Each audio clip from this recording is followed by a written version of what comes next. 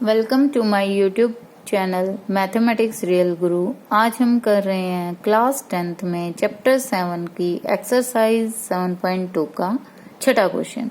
Statement है, यदि बिंदु 3 और ये चौथा बिंदु 4 बिंदु दे रखे हैं, इसी क्रम में लेने पर एक समानांतर चतुर्भुज के शीर्ष हो तो x और y का मान ज्ञात कीजिए। ये जो बिंदु दे रखे हैं चारों, इनमें दो अननोन है निर्देशांक, एक यहाँ c और यहाँ y, तो इनको आपको ज्ञात करना है। तो देखो, अब जैसे उसने कहा है कॉन्टिन्यूटी आपने यही रखनी है, यानी क्रम यही रखना है समानांतर चतुर्भुज में। तो ये a b c d मान लें, तो a है 1 2, b हो जाएगा 4 और y, c है x और 6 और d बन गया 3 और 5। इसी क्रम में स्पष्ट लिखा हुआ है, इसी क्रम में लेने पर तो समानांतर चतुर्भुज के शीर्ष बन गए ए बी सी डी। तो x और y मिसिंग है, इसने और कुछ दिया नहीं हुआ। तो ध्यान से देखें, समानांतर चतुर्भुज की एक कंडीशन होती है, समानांतर चतुर्भुज के विकर्ण एक दूसरे को समद्विभाजित करते हैं। विकर्ण हो गया यहाँ पे AC और BD। तो हल लिखेंगे तो ये भी कॉन्सेप्ट आप लिख सकते हैं, मेंशन कर सकते हैं कि विकर्ण AC और BD एक दूसरे को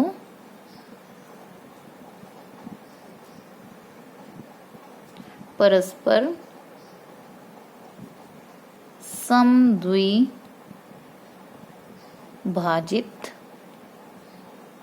करेंगे।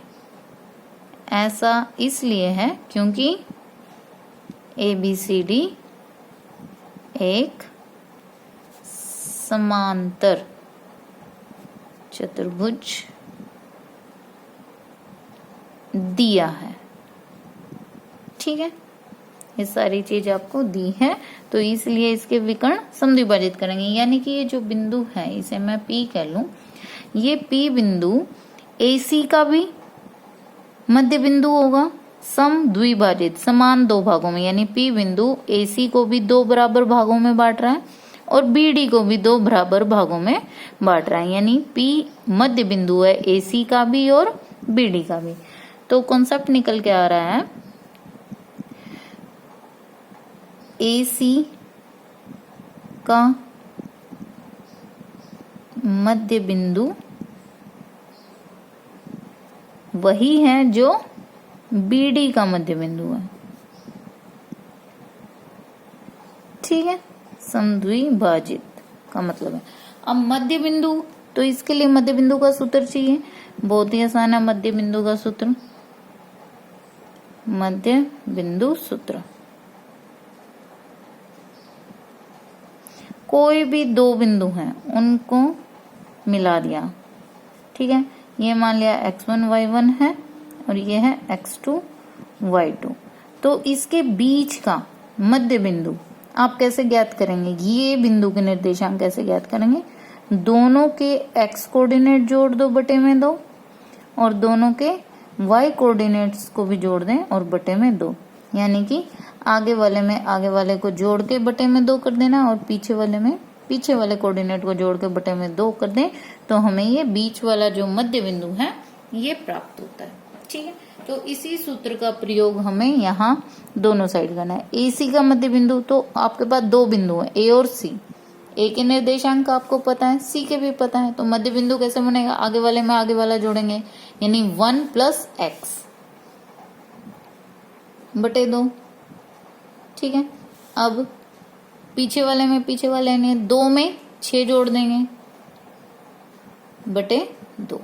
तो ये तो आ गया AC का मध्य बिंदु। अब हमें निकालना है BD का मध्य बिंदु। तो B के निर्देशांक और D के निर्देशांकों को आपस में जोड़ना है। 4 में 3 जोड़ते हैं बटे 2 और Y में 5 जोड़ेंगे बटे 2 हो जाएगा। ये आपका BD का निर्देशांक, मध्य बिंदु के निर्देशांक, और ये दोनों आपस में हैं बराबर। अब कभी भी दो बिंदुओं के निर्देशांक बराबर तभी होते हैं जब उनका x निर्देशांक के बराबर हो और y वाला y के। कहने का मतलब है आगे वाले जो कोऑर्डिनेट है वो आगे वाले के बराबर हो। तो अब हम लिखेंगे इसलिए 1 + x बटे 2 बराबर होना चाहिए 4 3 7 बटे 2 के। आगे वाला के बराबर होना चाहिए ना, और पीछे वाले के बराबर, यानी कि ये है 8 बटे 2 बराबर होना चाहिए y जमा 5 बटे 2 के। ठीक है, अब यहाँ देखो क्रॉस मल्टीप्लाई करके भी कर सकते हो, नहीं तो यहाँ पर दोनों के ही नीचे 2 है तो क्रॉस करेंगे तो कैंसिल हो जाएगा। देखो मैं अच्छे से समझा रही हूँ। 7 बटे 2 क्रॉस कर दिया ये, तो 2 से 2 कैंसिल। 1 + x 7 के बराबर और x आ गया 7 घटा 1 यानी कि 6 के बराबर। अब राइट साइड भी देखें, 2 से 8 4 और ये 2 जाएगा क्रॉस होके 4 के पास मल्टीप्लाई हो जाएगा। y + 5 रह गए यहाँ, 4 दूनी 8 और y + 5, 8 - 5 हो जाएगा 3, तो y का मान आ गया 3। ठीक है, तो उसने हमसे कहा था x माना था चतुर्भुज के शीर्ष हो तो x और y का मान ज्ञात कीजिए। तो x का मान 6 है हमारे पास और y का 3। क्वेश्चन नंबर 7 की स्टेटमेंट है हमारे पास, बिंदु A के निर्देशांक ज्ञात कीजिए जहां AB एक वृत्त का व्यास है। ठीक है, जिसका केंद्र 2 - 3 है तथा B के निर्देशांक 1 और 4 है। तो ध्यान से देखें, समझें इसके चित्र को। तो ये आपके पास एक वृत्त है जिसमें ये एक व्यास है। ठीक है, व्यास है A और B, तो 2 बिंदु हो गए। A के निर्देशांक आपको ज्ञात करने हैं, आप इसे मान लें A और B। B के निर्देशांक आपको दे रखे हैं 1 और 4। ठीक है, और केंद्र व्यास के बीच में होता है यानी मध्य बिंदु होता है। केंद्र दे दिया आपको 2 और -3। तो आप A के निर्देशांक कैसे ज्ञात करेंगे? अब सीधी सी बात है, केंद्र व्यास का मध्य बिंदु होता है, सभी को पता है ये बात, बिंदु होता है। ठीक है, तो यानी कि अगर मैं इसे P नाम दे दूं, जो P है वो कोमा लिख देते हैं, AB का मध्य बिंदु होगा और मध्य बिंदु का सूत्र हमें पता है, x वाले में x कोऑर्डिनेट जोड़ के बटे में 2 करते हैं तो हमें मध्य बिंदु मिलता है। तो P के जो निर्देशांक हैं वो AB के मध्य बिंदु के निर्देशांक के बराबर होंगे। तो मध्य बिंदु के निर्देशांक होंगे A जमा 1 बटे 2 और B जमा 4 बटे 2। x वाले में x कोऑर्डिनेट जोड़ दें बटे में 2 और y वाले में y वाला कोऑर्डिनेट जोड़ दें और बटे में 2 मिले तो हमें ये मध्य बिंदु प्राप्त होता है। लेकिन केंद्र भी मध्य बिंदु है, तो यानी कि ये दोनों क्या हो गए? बराबर। लेकिन बराबर तब होते हैं जब आगे वाला आगे कोऑर्डिनेट के बराबर हो। तो ये हो जाएगा A जमा 1 बटे 2 और -3 हो जाएगा B जमा 4 बटे 2। क्रॉस कर दें 4, यहां से भी क्रॉस करके मिलेगा -6, तो इधर लेफ्ट में आएगा, A की वैल्यू आ गई आपके पास 3 और यहां से है -6 तो था ही, 4 आ गया माइनस का, तो ये आ गया -10। B की वैल्यू आ गई -10। तो आपके जो A बिंदु के निर्देशांक थे जो कि आपने A और B माना था वो आ गए 3 और -10। ठीक है, तो ये फाइनल आपका उत्तर हो गया A के बिंदु के निर्देशांक ज्ञात करने के लिए। नेक्स्ट क्वेश्चन नंबर 8 है हमारे पास, यदि A और B क्रमशः -2 and -2 और 2 and -4 हो तो बिंदु P के निर्देशांक ज्ञात कीजिए ताकि AP बराबर हो 3/7 AB के और पी रेखाखंड ए बी पर स्थित हो। तो पहले इसका थोड़ा फिगर बना के हम समझते हैं। उसने हमें दिया क्या है और हमसे पूछा क्या है। ठीक है, ए और बी दे दिए दो बिंदु और इसके निर्देशांक दे दिए यहाँ पे -2 एंड -2 ए के, 2 और -4 दे दिए बी के। ठीक है, अब P बिंदु रेखाखंड ए बी पर स्थित है कहीं P, जिसके निर्देशांक आपको ज्ञात करने हैं।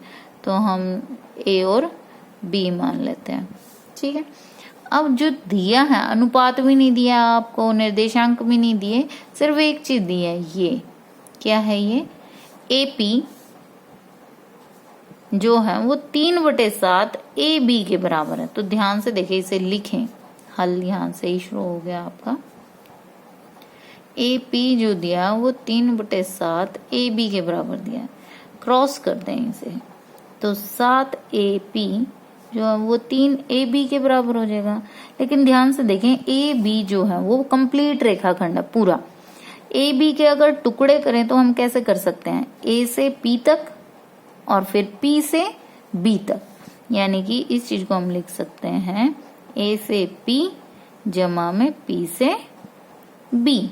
ठीक है, अब इस ब्रैकेट को खोलें तो हमें क्या मिलेगा, 3AP जमा में 3PB। अब इधर लेफ्ट साइड भी 7AP चल रही है आपकी और इधर भी 3AP, तो 3AP इधर आ जाएंगे लेफ्ट साइड में, इज इक्वल टू 3PB। तो ये बन गया आपके पास 4AP 3PB।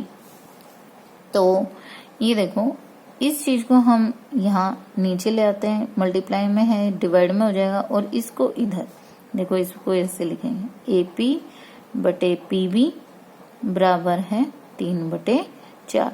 4 तो 3 के नीचे गया और PB AP के नीचे आ गया। तो यहाँ पर जो कि हमें अनुपात नहीं दिया हुआ था, सिर्फ ये कंडीशन दी गई थी, वहां से हमने अनुपात निकाल लिया कि P बिंदु ने AB को कैसे डिवाइड किया, क्योंकि दोनों में जो पॉइंट है वो P है। ठीक है, 3:4, AP 3 है तो P भी 4 है, A से P यदि 3 है तो P से भी 4 है। तो ये जो चीज है ये आपके पास अनुपात आ गई 3:4। ठीक है, अब आप इस बिंदु P के निर्देशांक भी विभाजन सूत्र से निकाल सकते हैं आसानी से। देखो, तरीका वही रहेगा, 3 की गुणा राइट से होगी और 4 की गुणा लेफ्ट से। ठीक है, तो A चाहिए आपको, आगे वाला कोऑर्डिनेट चाहिए, तो 3 की गुणा किससे होगी, आगे वाले 2 से, और 4 की गुणा होगी -2 से। नीचे आ गया 3 जमा 4 अनुपातिक योग।